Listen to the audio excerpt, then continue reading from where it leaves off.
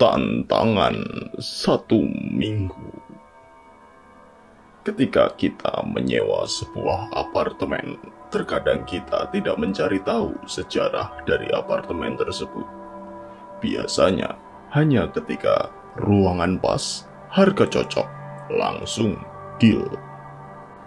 Kalau apartemen yang kita tempati itu tidak memiliki sejarah kelam, kita pasti akan merasa nyaman tinggal di situ.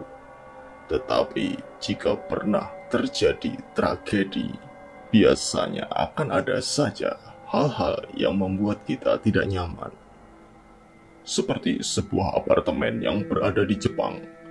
Pemilik bangunan apartemen itu menceritakan bahwa pernah terjadi pembunuhan sebuah keluarga di salah satu ruangan di apartemennya. Diceritakan bahwa unit itu pernah ditinggali oleh sebuah keluarga kecil. Si ayah mengalami depresi dan akhirnya membunuh anak dan istrinya. Kemudian, setelah direnovasi dan diganti perabotannya, apartemen itu kembali disewakan. Sudah 2 kali apartemen itu disewa oleh orang. Namun tidak ada yang bisa bertahan lebih dari 1 minggu tinggal di sana. Setelah itu, pemilik apartemen itu berhenti menyewakan kamar bermasalah itu. Dia memanggil Tomo dan Hiro dari kanal YouTube Omega Toki Film untuk mencari tahu apa yang sebenarnya terjadi di sana. Tomo akan menjadi eksekutor yang mencoba tinggal di sana selama 1 minggu.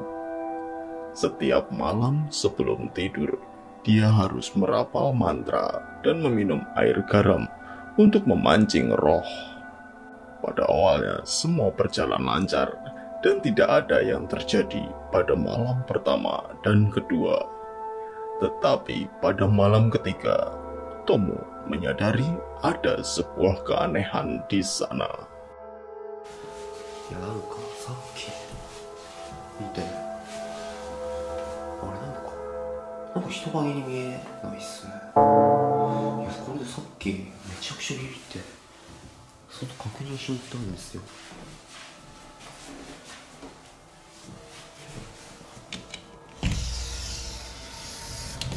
で、確認何にもないんですよね。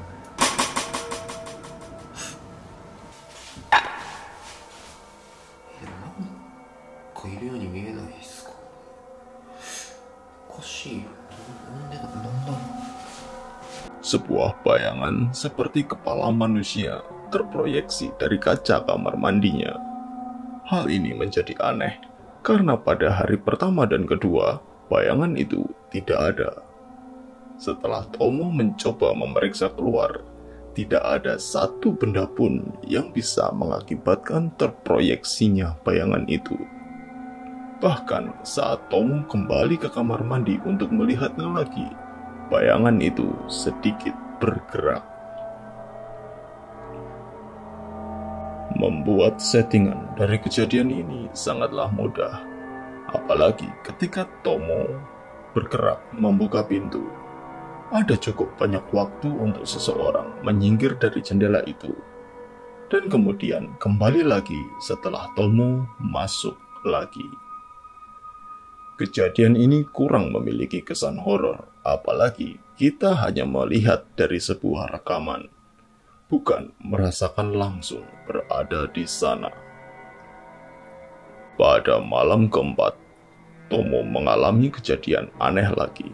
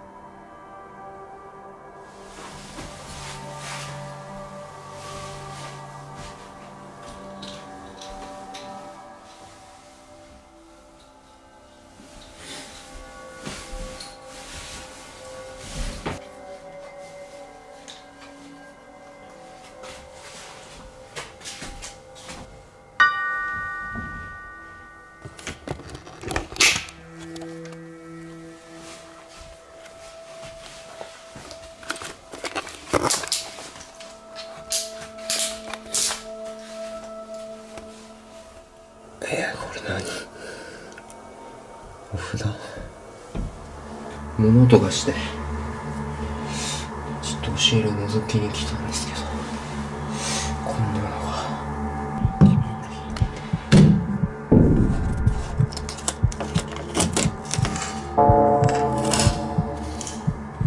Sebelum tidur, Tomo merasakan ada sesuatu yang aneh di dalam lemari.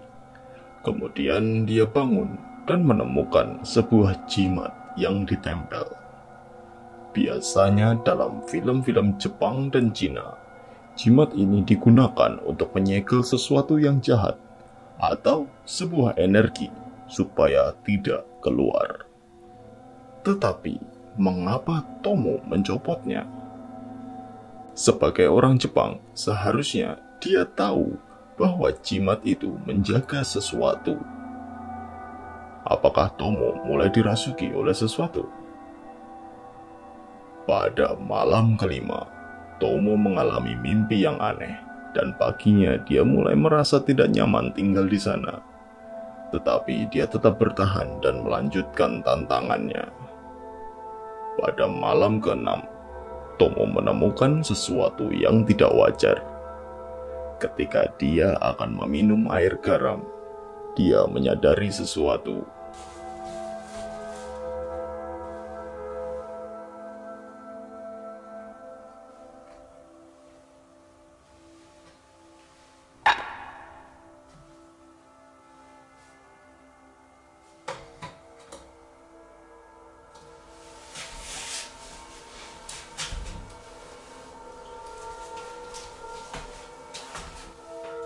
今ね、寝る前の呪文唱えて足水飲もうとしたんですけど、これ見えますかね。髪の毛、明らかに自分の髪の毛じゃないと思うんだけど、君は今日は足水飲むのやめよう。 Malam itu, Tomo tidak bisa tidur karena dia mendengar suara langkah kaki dan seorang perempuan yang bergumam. Tetapi suara itu hanya ada di kepalanya. Pada akhirnya, Tomo mencapai hari terakhir. Tomo hampir menyerah mengikuti tantangan itu, tetapi dia berusaha keras untuk memecahkan misteri kamar itu. Pada malam terakhir, Tomo mendapat sebuah pengalaman yang sangat mengejutkan. おはようございます。いやなんかもう久々に嫌な夢を見ずになんかぐっすり寝れて、これでね無事1週間達成ということで、いや本当は長かったっすけど、まあこれで、まあ、この部屋ともねおさらばできるんで達成できてよかった、それだけっす。じゃあ片付けて、まあ、とっととこの部屋から撤収したいと思います。 Pagi hari setelah dia menyelesaikan tantangan itu, dia merasa sangat segar dan bisa tidur dengan nyenyak. Tapi ternyata Hiro yang mengerjakan editing video menemukan hal aneh yang terjadi pada Tomo di malam terakhir.